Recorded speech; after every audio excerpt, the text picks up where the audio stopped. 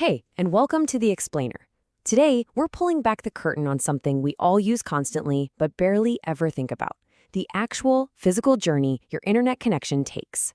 We're going to trace it from a massive central building all the way to the phone in your hand. So let's get started right at the source. Seriously, think about it. You've seen them your entire life. Telephone poles lining the streets, those heavy manhole covers on the sidewalk. They're just part of the background. But what if I told you they're the clues to a gigantic hidden network right under our feet and over our heads? It's time to see what's actually going on in there. Every tweet, every stream, every single bit of data has to begin its journey somewhere. So let's start where it all kicks off, the very heart of the local network. And that starting point is a building, usually a pretty unassuming one, called the Exchange, or sometimes the central office. You've probably driven past one and never even noticed. Think of it like Grand Central Station for data. It's packed with high-tech switching gear that makes a super important decision for every connection. Does this data stay in town, or does it need to hop on the information superhighway for a long-haul trip? Okay, so if the exchange is the station, you're going to need roads to get anywhere. In the telecom world, our roads are cables, and they mostly come in two flavors. You've got your classic copper wiring, the old, reliable workhorse that's been doing the job for decades. And then you have fiber optic cable, the sleek, modern supercar that transmits data as literal pulses of light at incredible speeds. Most networks these days are actually a mix of both, a hybrid system trying to give us the best of both worlds. So, when a connection needs to go the distance, it leaves that local exchange and merges onto something much, much bigger. We're talking about the network's superhighways. This is where the journey really opens up. And just like our own road system, you can think of these data superhighways in two ways. First, you've got the trunk network.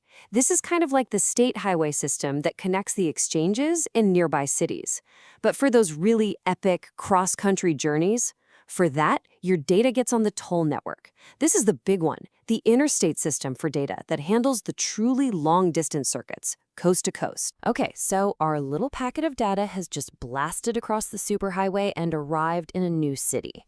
Now it needs to get off the main drag and start heading towards its final destination, your neighborhood. And this next step is the job of the feeder cable network. These are huge bundles of cables that run out from that city's central exchange and branch out, fanning across town. So if the toll network was the interstate, think of the feeder network as the major multi-lane artery road that gets you into the right part of the city. Now, obviously, you can't just have one single unbroken cable that runs for miles and miles. It would be impossible. And that's where a really delicate and crucial process called splicing comes in. It's exactly what this quote says. It's the highly skilled work of joining two cables together, end to end, to make sure the signal has a perfectly seamless and continuous path to follow. So where are all these vital cable arteries? Well, this is where the network finally becomes visible to us. The cables are protected, either running through pipes called ducts and conduits buried underground, and yep, those manholes are just the access hatches for workers.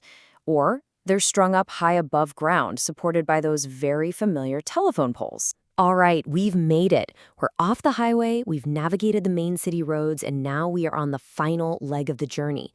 This is what's known as the last mile, the part that brings the internet right to your front door. This last little bit is handled by the distribution cable network. These are the smaller cables that branch off from those main feeder cables. To complete our road trip analogy once and for all, if the feeder cable was the main road into your neighborhood, the distribution cable is the specific local street that runs right past your house. And how do those final local streets get to you? Well, they can be aerial cables, the ones you see strung between poles. They can be buried directly in the dirt, or they can be run underground inside those protective conduits we talked about. Sometimes they're even routed inside and between big buildings.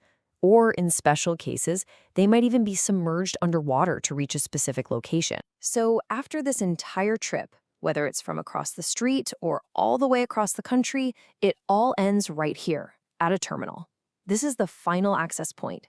It's that little box on a pole or mounted on the side of a building that serves as the final handshake connecting the massive global network directly to you. Phew!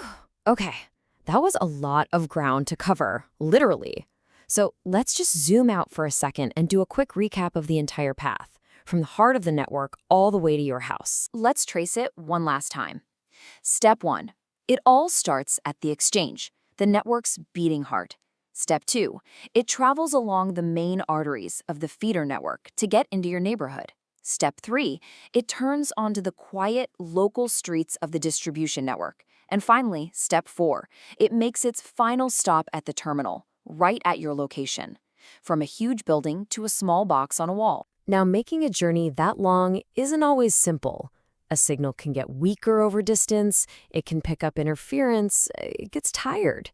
That's why the network has two very important little helpers stationed along the route to keep that connection strong and crystal clear. First up, you have repeaters. Their job is simple. They act like a megaphone for the data signal. They just amplify it and give it a boost when it starts to get faint over a long stretch. Then you have load coils. These are a bit smarter.